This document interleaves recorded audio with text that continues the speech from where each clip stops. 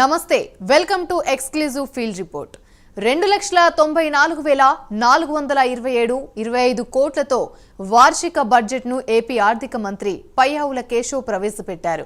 కీలక రంగాలకు భారీగా కేటాయింపులు చేశారు. సంక్షేమం, గ్రామీణాభివృద్ధిపై ప్రభుత్వం ప్రత్యేక దృష్టి పెట్టింది. బడ్జెట్ కేటాయింపుల్లో డిప్యూటీ సీఎం పవన్ కళ్యాణ్ ముద్ర స్పష్టంగా కనిపించింది. పంచాయతీరాజ్ గ్రామీణాభివృద్ధికి 16,739 కోట్లు కేటాయించారు. తల్లికి వందనం పథకానికి నిధులు కేటాయిస్తామని పయ్యావుల కేశవ్ తెలిపారు. త్వరలో మహిళలకు ఉచిత బస్సు ప్రయాణ సౌకర్యాన్ని కల్పిస్తామని చెప్పారు. ఏపీ బడ్జెట్ పై విశాఖ నుంచి రాజు, తిరుపతి నుంచి హరిబాబు, రాజమండ్రి నుంచి శ్రీరామ్మూర్తి, గుంటూరు నుంచి రవికృష్ణ ఫీల్డ్ రిపోర్ట్లు అందిస్తారు. రైటిక ముందుగా తిరుపతికి వెళ్ళినట్టయితే బడ్జెట్ కేటాయింపులపై తిరుపతి నుంచి హరిబాబు మరింత సమాచారం అందిస్తారు. హరిబాబు. Thank you Yamini. ఏదైతే రాష్ట్ర ప్రభుత్వం 2.94 లక్షల కోట్లతోటి వార్షిక బడ్జెట్ని ప్రవేశపెట్టడం జరిగింది.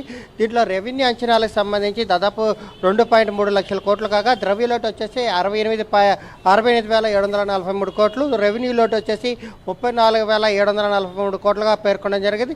ప్రధానంగా గత ప్రభుత్వ హయాంలో పంచాయతీరాజ్ వ్యవస్థను పూర్తి స్థాయిలో నిర్వీర్యం చేయడం జరిగింది. గ్రామ పంచాయతీలకు కానీ అలాగే మున్సిపాలిటీలు కానీ కార్పొరేషన్లకు సంబంధించి నిధులు పూర్తి స్థాయిలో విడుదల చేయకపోవడంతో పారిశుద్ధ్యం, అలాగే అభివృద్ధి పనులు, తాగునీరు, అలాగే విద్యుత్ దీపాల సమస్య గ్రామీణ ప్రాంతాలలో పెద్ద ఎత్తున పేరుకుపోయిన పరిస్థితి కనిపిస్తుంది.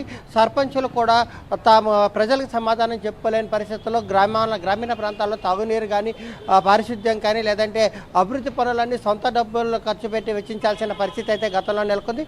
కూటమి ప్రభుత్వం అధికారంలోకి చేపట్టిన తర్వాత ఏదైతే 15వ ఆర్థిక సంఘం నిధులకు సంబంధించిన మొత్తం నిధులన్నింటినీ ఒక్కసారిగా గ్రామీణ పంచాయతీలకి జమ చేసి పంచాయతీలలో అభివృద్ధి పనులు మళ్ళీ మొదలు పెట్టాలి, గ్రామ సభల తర్వాత తీర్మానాలు చేయాలని చెప్పని పవన్ కళ్యాణ్ తీర్మానం చేసి ప్రజలను భాగస్వామ్యం చేస్తూ అభివృద్ధి పనుల్లో భాగస్వామ్యం చేస్తూ వాళ్ళ సూచనలు సలహాలు తీసుకొని అభివృద్ధి పనులు చేపట్టాలని చెప్పని దాని ప్రతిపాదనలన్నీ ప్రజల నుంచే చేపట్టాలని చెప్పిన ఒక నిర్ణయానికి తీసుకుని రావడంతో గ్రామీణ ప్రాంతాల్లో కూడా ప్రజలకు సంబంధించి కూడా ప్రతి అంశంలో అంటే గ్రామాభివృద్ధిలో ప్రజలు కూడా భాగస్వామ్యం అయ్యే పరిస్థితి కనిపించింది.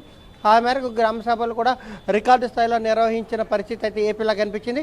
అయితే కూటమి ప్రభుత్వం వచ్చిన తర్వాత ఏదైతే అభివృద్ధి సంక్షేమ పథకాలను రెండింటినీ ఒక అంశంగా తీసుకొని ఒకవైపు అభివృద్ధితో పాటు మరోవైపు సంక్షేమానికి కూడా పెద్దపీట వేసిందని చెప్పాలి. ఎందుకంటే గతంలో అంటే ప్రతి విభాగంలో ప్రభుత్వ విభాగాల్లో పనిచేసే ప్రతి ఉద్యోగికి కేవలం జీతాలు మాత్రమే చెల్లించారు. కానీ ఆ టీఏ, డిఏ, ఐఆర్లకు సంబంధించి కానీ లేదంటే వాళ్ళకి సంబంధించిన పే స్కేల్ రివ్యూ కానీ వీటికి సంబంధించిన ఏవి కానీ గత ప్రభుత్వం చేపట్టలేదు.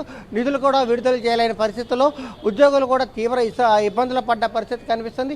ఏదైతే టీఏడిఏలో ఐఆర్లు వస్తే వాళ్ళకి ప్రతి సంవత్సరం ప్రభుత్వం నుంచి వచ్చే బోనసుల ద్వారా పిల్లల చదువులు లేదంటే వాళ్ళ పిల్లలకి ఎటువంటి వాటికి సంబంధించి కొన్ని ప్లానింగ్స్ చేసుకోవాలన్నా ఆ ప్లానింగ్స్ అన్నింటినీ పూర్తి స్థాయిలో గత ప్రభుత్వం నిర్వీర్యం చేసింది.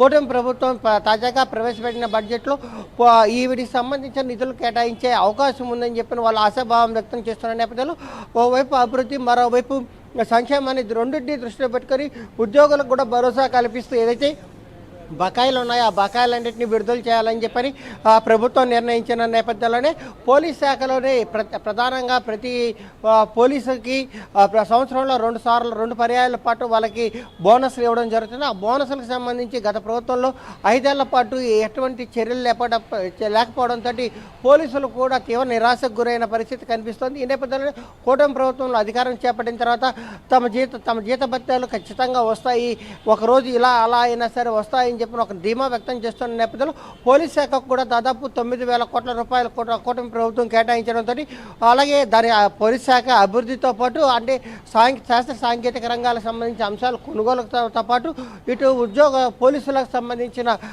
సామాజిక భద్రతకు కూడా కూటమి పెద్దపీట వేసిందనే చెప్పాలి. ఈ అంశాలలో కూడా పూర్తి స్థాయిలో కూటమి ప్రభుత్వం ఒక విధి విధానాలతోటి ముందుకు వచ్చిందని చెప్పాలి. మరోవైపు వ్యవసాయ రంగానికి కూడా ప్రభుత్వం పూర్తి స్థాయిలో నిధులను కేటాయించేందుకు దానికి సపరేట్గా బడ్జెట్ కూడా కేటాయించిన పరిస్థితి కనిపిస్తుంది. అలాగే ఎస్సీ ఎస్టీ సంక్షేమానికి 7,557 కోట్లు, అటవీ పర్యావరణానికి సంబంధించి 687 కోట్లు, గృహ నిర్మాణానికి ఏదైతే గత ప్రభుత్వంలో జగనన్న కాలనీల పేరుతోటి పెద్ద ఎత్తున నిధులను ఖర్చు చేసినా కూడా పూర్తి స్థాయిలో గ్రామీణ ఎవరైతే లబ్ధిదారులు ఉన్నారో లబ్ధిదారులు మొత్తం ఇళ్ళు కట్టుకోలేని పరిస్థితిలో ఉంది. దానికి సంబంధించి కూడా టిట్కోలతో పాటు వాటిని కూడా అభివృద్ధి చేసేందుకు 4,12 కోట్లని కూటమి ప్రభుత్వం విడుదల చేయడం జరిగింది. అలాగే పారిశ్రామిక రంగానికి సంబంధించి నైపుణ్యం లేని యువత కారణంగా బయట ప్రాంతాల నుంచి నైపుణ్యమైన యువతను ఉద్యోగం కల్పించాల్సిన పరిస్థితి వస్తున్న నేపథ్యంలో నైపుణ్యాభివృద్ధి కోసం దాదాపు 1,215 కోట్లని కూటమి ప్రభుత్వం కేటాయించింది. నిరుద్యోగ యువత అలాగే ఎవరైతే స్కిల్స్ ఉన్నాయో అన్స్కిల్స్ ఉన్నారో వీళ్ళందరినీ ట్రైనప్ చేసి వాళ్ళకి ఏదైతే కొత్తగా రాష్ట్రంలో పరిశ్రమలు రాబోతున్నాయో ఆ పరిశ్రమల్లో వీళ్ళందరికీ వాళ్ళ అర్హతలను బట్టి ఉద్యోగాలు కల్పించేందుకు గాను అలాగే వాళ్ళకి నైపుణ్య గణనకు సంబంధించి కూడా శిక్షణ ఇచ్చేదానికి కూడా ఈ ఎంతో ఉపయోగపడుతుందని చెప్పాలి. యామిని. Right, thank you.